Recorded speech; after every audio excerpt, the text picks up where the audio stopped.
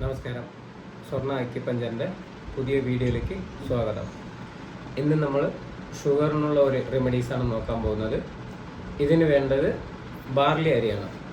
നമ്മളിപ്പോൾ അങ്ങാടി കടകളിലും margin free ഷോപ്പിലും എല്ലാത്തിലും കിട്ടുന്ന ഒന്നാണ് ബാർലി അരി.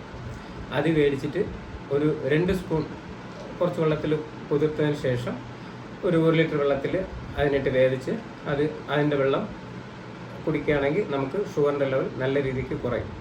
സാധാരണ ഈ ഷുഗർ ഉണ്ടാകുമ്പോൾ നിറച്ച് പേർക്ക് യൂറിനറി ഫ്രീക്വൻസി ഉണ്ടാകും. എന്നുവെച്ചാൽ രാത്രി ചിലപ്പോൾ 2 പ്രാവശ്യം 3 പ്രാവശ്യം പോകുന്നതും അതുപോലെ യൂറിനറി ഇൻഫെക്ഷനൊക്കെ ഉണ്ടാവാൻ സാധ്യത കൂടുതലാണ്.